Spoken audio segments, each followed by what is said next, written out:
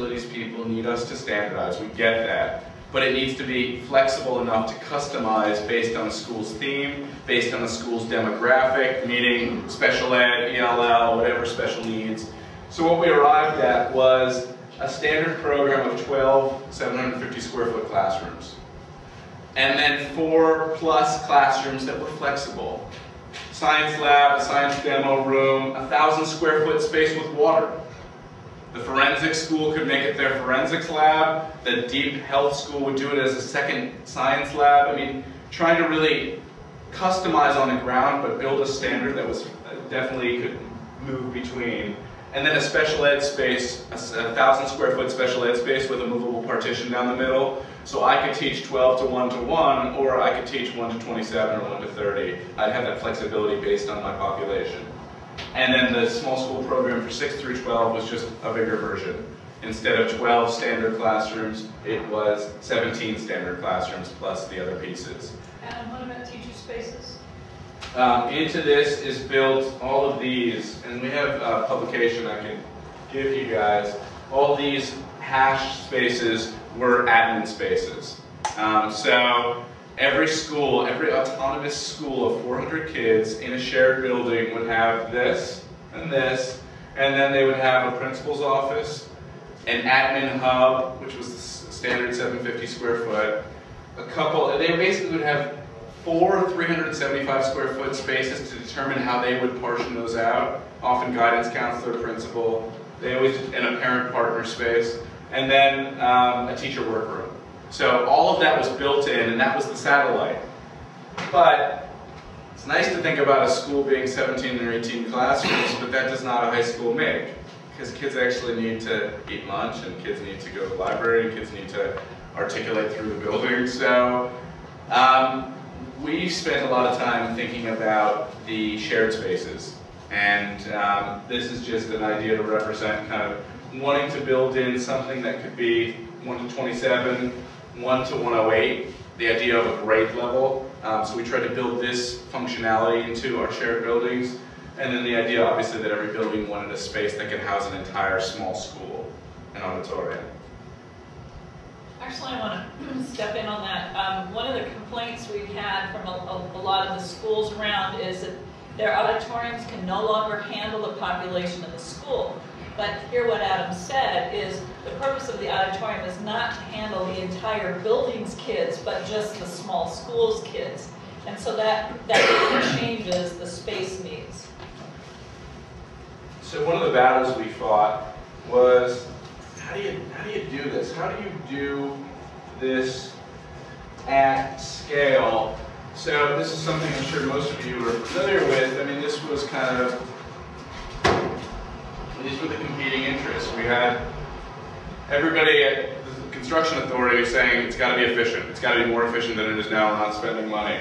There were obviously fiscal parameters. While it sounds like a lot of money, we roughly spent about 15 to 20 million per building to retrofit it. So the idea was you had a big box building, 150 to 350,000 square feet, that was built for one school in 1920, 1940, 1970. Suddenly that school is failing, and how do we actually reimagine that building with limited funding to house 3 to 8 autonomous small schools? And obviously the education needs were part of that conversation too. And then weighing in from the outside were community voices saying, Morris High School was built in 1901, what do you mean you're shutting it down? We said, no, it's going to become the Morris campus. And that was a tough conversation in a lot of communities, as you guys could well imagine. And then we had demographic trends that were all over the map. And then we had existing facilities, and we had to really understand what the deferred maintenance needs were and how we could adapt the buildings to accommodate the reform. You had a question? Yeah, so could you take a second and talk about briefly, how did you make the decisions around which schools were going to be built from the ground up versus which were going to be broken up into small schools? That's obviously a conversation we're having here. So yeah. Very politicized, as anyone could well imagine. I mean, at the front end, the new school construction process in New York is Byzantine and takes forever. So, and it's really expensive. So with those factors in place and with a raft of new schools coming online in 2003, 2004, 2005, there was just an immediate need to figure out where the hell were we going to put these schools. And the existing buildings represented an opportunity in real time where we could do 2.5 months of retrofit, you know, $5 million, $7 million a summer, and really begin to transform buildings versus the politically situated groups, because all of our schools had community partners and corporate partners, so they buttressed themselves, and the ones that were able to kind of jockeyed for new school space. I mean, every school wants their own space. However, 6 years into this, a lot of schools are recognizing the value of being on a campus. And, you know, if I had 5 principals behind me, 5 would be nodding their heads like this. But in reality, you know, the idea is there are opportunities that can be realized operationally. Security, economies of scale, there are extramural economies of scale. Every one of our kids in shared buildings can be on a football team.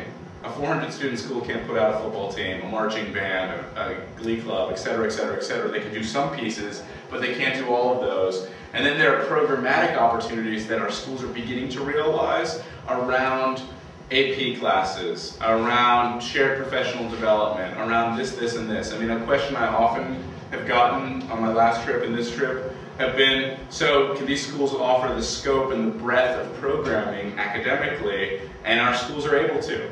Our schools are definitely able to, because they have to pass 5 regions, which are across all the content areas. So these schools have to provide that, plus enrichment. And there are a lot of strategic partnerships that we've been able to leverage with community colleges, with a whole set of other actors, to really enrich and provide a comprehensive opportunity for kids in a small school personalized environment.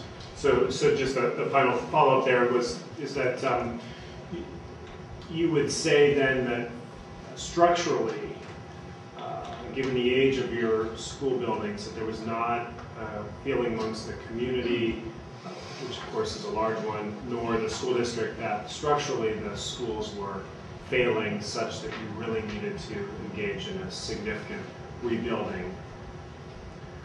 Physically, structurally? Yes. No, they were good bones. The buildings built in the 70s were the worst ones. I mean, the buildings built from 1910 to 1940, I mean, they're brick shit houses. They're amazing. They're gorgeous old buildings like you have here. I mean, phenomenal buildings, good stock, a lot of deferred maintenance. I mean, system stuff out the wazoo, but not, the community was not clamoring for new buildings. I mean, the capital plan had 66,000 new seats in it as well, but that was, where the hell are we going to put them? Because real estate is challenging everywhere. So the buildings were solid, and the communities were satisfied. Questions? Did you? How did you get the money? Did you have to convince the voters to support this, or was there some independent funding there? I mean, New York and LA probably actually puts out bonds. New York is one of the few districts in the country that doesn't go to bond. You know, of the 1.1 million kids in New York, I think the free lunch, the poverty numbers for that population is like 65 or 70%, but it's not the city's population demographic. So the city and the state split, so it was 50% from the state after a fiscal equity lawsuit, and it was 50% from the city's coffers, so tax levy money. No convincing voters. We've leveraged as an organization about $50 million of additional money from our city council over 5 years to do a lot of bells and whistles that I'll share with you, just innovations of shared spaces, because this money didn't pay for that. So cafes, libraries, really cutting edge, or we hope cutting edge, that's money we had to find elsewhere. So this just is an illustration. Question?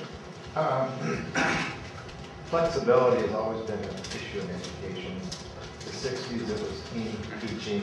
In the 70s it was the open classroom. Right. And ultimately you're showing individual self-contained classrooms. Right. It seems that people who had open classrooms built barriers between themselves for their territory. How do you address the issue of flexibility, or do you use standard self-contained classrooms that are generally?